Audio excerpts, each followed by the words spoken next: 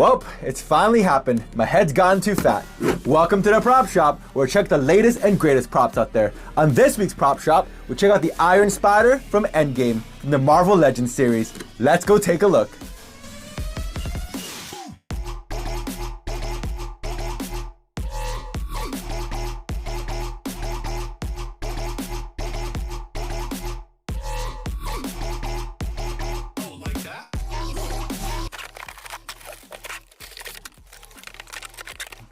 Well, this is literally going to be the quickest review ever. It's literally just a helmet in a box. I guess there comes some instructions for the eyes that light up, but beyond that, everything is all in one solid piece, just like a motorcycle helmet. But I guess it makes sense. Why make things harder than it has to be? Right out of the box is a solid plastic construction, which is kind of weird because I thought Spider-Man would be kind of like a mask that's a bit softer. And the only problem with this is the fact that it is pretty cool and well constructed, like an iron spider, but the fact that it's so solid makes it really hard to put on. So let's start off with the paint job. Right off the bat, the painting is immaculate and very well done in true Spider-Man red. But the main concern about it is that how well can it actually expand for people to fit on? And how well does the paint hold up during scratches? Because after all, it's still just plastic. There is nothing soft about this at all, including all the way from the eyes, which I believe has LEDs to light up, all the way to the back of the helmet and the front of the helmet. I kind of think you're going to suffocate in this because it's more just like a motorcycle helmet. And if you've ever ridden a motorcycle before, you'll know how badly it stinks. Now let's get to the coolest part, which is of course the lighting eyes. According to the instructions, there is a battery compartment that it's in the back or the middle. I can't really tell by these diagrams, but I don't really see anything. Give me a second.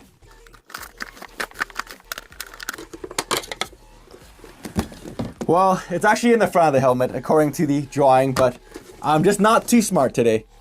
So, off where the forehead is, it contains a small screw that holds in a battery compartment, and I believe it takes 2 AA's.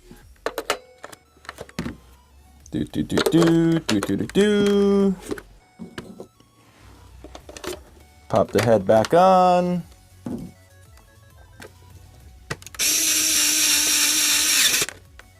All right. Scrap the forehead back on. Snap it right in place. It's actually pretty well done in terms of how flush it is. It almost disguised the battery pack in such a way that it was impossible to find. So once I got the batteries in, it says where the chin is, there's a little button here.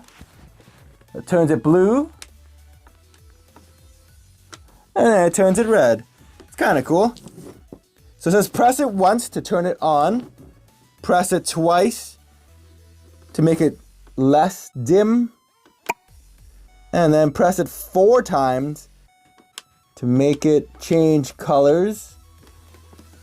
I guess that's kind of a little bit complex. I'm not a fan of how they only made 1 button for everything. Press it 7 times to turn it off.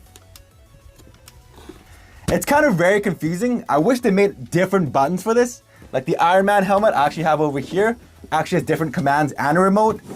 This one, I guess for simplicity, because it is made for children, I'm guessing, or anybody with a really small head. And with a small head, you're not going to be able to figure things out. So I guess they want to make this as easy as possible. But seriously, Marvel, just make 2 buttons, one for red and one for blue. But beyond that, I guess the brightness is pretty cool. You know, it's kind of rare you do get things that are well lit in terms of the eyes.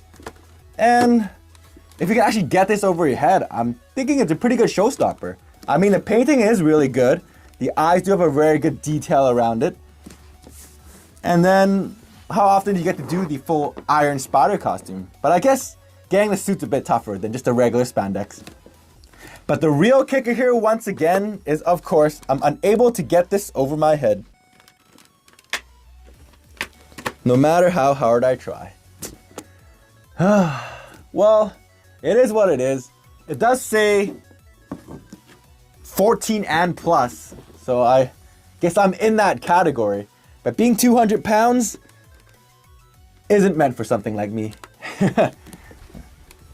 But overall, when you try to market things to a Marvel set of group, you're going to expect some fat nerds to buy this.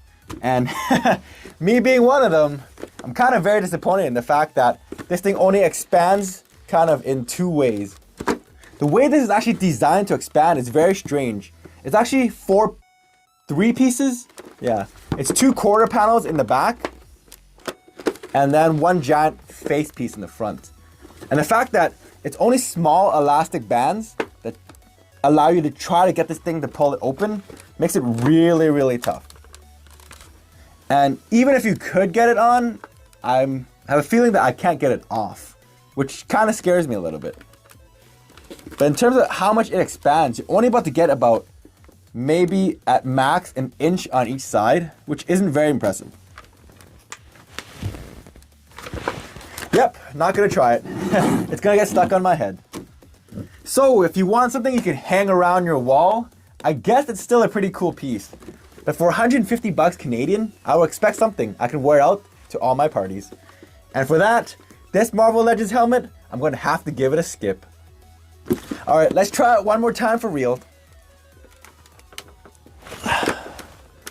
Nope, definitely a skip. But that's just what I think. What do you think? Leave a comment below and let me know what you think. And until next time, I'll catch you later.